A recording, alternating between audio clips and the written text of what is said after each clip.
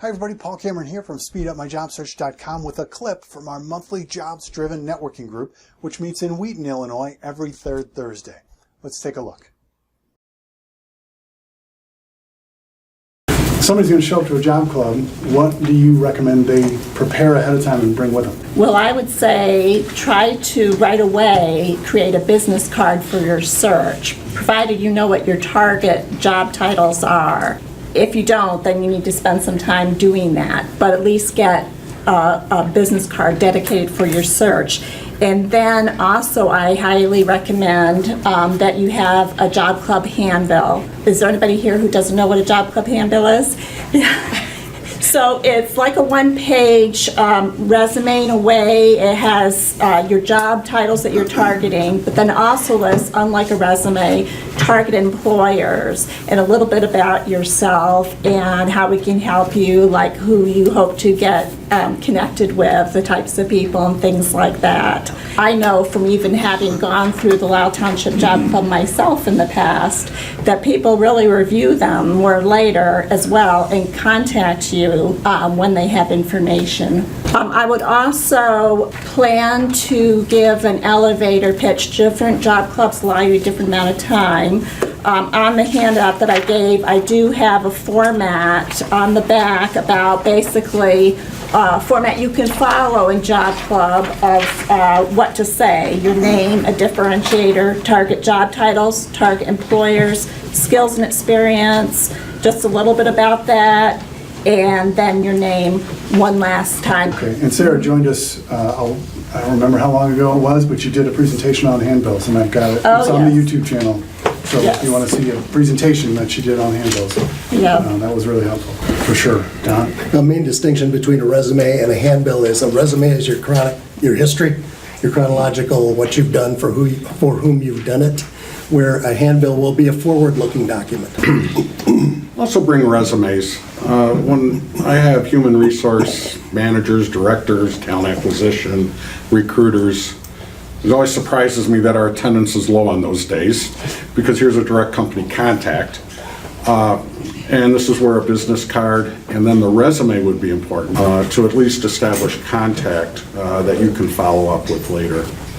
I just have learned you always carry resumes with you no matter where you are, even in the car. Okay. And I think preparation. Number one, when you go to one of these job clubs, it can be somewhat intimidating to stand up and introduce yourself because you may not like that. But you need to have yourself mentally ready to be open to new ideas, to experiment, to step out of your comfort zone, and establish realistic objectives. Each of them, there's some distinguishing factors. I don't know that any of them touched on, really, except maybe Jim, because he's got the Halloween presentation, but he's also got the Christmas one, and he's got everything is all about making it fun through the process. And Don coming from St. Hubert's, but if they still do those accountability groups the way that they did, they do an amazing job of accountability groups and setting those up for people. Sarah, I honestly, I would love to just get counseling from you on how you do this, because I think it'd help me as a recruiter, but when they're sitting in these meetings, somebody will list off their target companies and she will constantly be saying, oh, you know what, Steve just landed over at that company, I'll give him a call for you. Oh, John, you remember John was here? He just landed over there. She knows where everybody went and connects them immediately. And I don't know, do you stay in contact with them still? I do. Okay. Just like we all should in job search. The networking does not end when you land the job. These are connections that can benefit you in many ways going forward, in ways you can't anticipate now. Jennifer, your mind mapping thing is what stands out to me, but as far as best practices that you can think of that you bring to the job search that you can help. Well, I think as Fred talked about with the accountability groups, we've seen some people break off into their own weekly meetings, and that's been very effective, especially if they're maybe in the same role or the same industry, and that kind of organically happens when people connect at a job club. And we do have a list of all the job clubs in the local area, and we update it twice a year. Mark, if you'd like to pass around those articles, you could. That would be awesome. Thank you. You're welcome. There's also some job club articles about, what are the takeaways, and they used a couple different people's experience, and I thought, wow, this is perfect. Let the people know that have helped you that you got a job. Yeah. Because we're left hanging out there, thinking, wow, I wonder what happened to so-and-so. I think all of us here are vested in teaching you how to find a job. If we happen to find you a job, that's great. But we're all teaching you skills, and all of us come from a different experience. And there's something here, all of us, that I've learned from everyone here, as well as some of you out there. So just thank us once in a while. Let us know. That's all I'm saying, all right? We do Right. care. We want to We know do. what happened to you. I think two things that have really been most effective for those people, first and foremost, is social interaction. Drop the mouse and get out of the house. That is really critical, only from the standpoint that it's too easy to sit in your pajamas or your sweats and hit send, and think, boy, I'm done for the day. Get out of the house. Social interaction is critical not only for the job search, but also the great part. The other aspect I think that's rather interesting, does anyone have a formalized marketing strategy for your job search? Do you have a formal strategy? Because if you don't, how are you going to know if you've exceeded expectations or you've met success without a plan? Plans include timelines, metrics for success. Do you have a job search strategy marketing plan? Where are you spending your time? Because right now, the most important asset you have is time. Where do you want to spend it? I'd like to add, there's a book I'm reading, The 2-Hour Job Search by Steve Dalton. Great But book. he talks about, and I really found it interesting, because we subscribe to A to Z databases, maybe Reference USA, you can access those at home with the library card. But for people who don't live in district or can't access those, he shows how to use Wikipedia to look up a company name, and then down at the very bottom, there's some like, I was looking at cosmetic companies for someone, and then I clicked on that, and all of a sudden there's a list of all these cosmetic companies, and you find so much more detail. There's all sorts of hidden ways to find this, but to develop, I think he starts with 40 companies. Because everyone thinks about McDonald's, Burger, the big corporations because of their brand. But it's the smaller companies, so like 99% or more of the jobs are under 500 employees.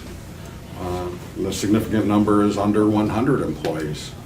And those aren't always in the big databases. So you got to be creative.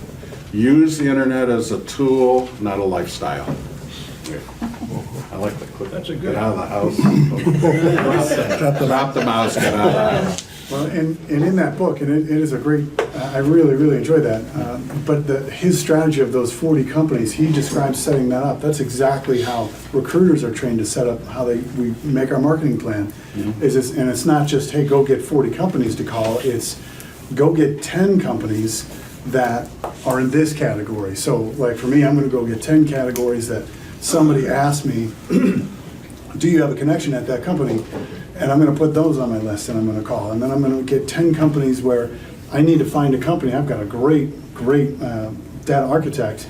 I'm gonna come up with 10 companies in the data architecture space. So I've got 10 companies there, and then I got 10. Each one of them should take you 10, 15 minutes at the most. And you're just looking for 10 companies, now you got 40. And then you work it through the process. Do I have a contact there? How motivated am I to get into this particular spot? He's got his LAMP method. I just think it's a great book. I threw a candidate, and another person just sent his email to me, so I'm gonna see if I can connect with him. But yeah, great suggestion. What do you see people doing at the job search that is detrimental to their search without bringing up any specific names or obvious situations people will remember, I would say probably one of the least helpful That's a good approaches Yes. would be that your elevator pitch is 2 minutes long. If you're awarded 2 minutes and this gentleman is your timekeeper, you speak for the entire 2 minutes. Our attention span is about 37 seconds these days, 27 to 37. That's why you front load them. Exactly. The first 17 words are most impactful. Yes. I always like to say to the people that I work with, think bumper stickers. Because you can say a lot with the right 5 words. Think of got milk, Think of, Protected by Smith & Wesson. Think of Beware of Dog.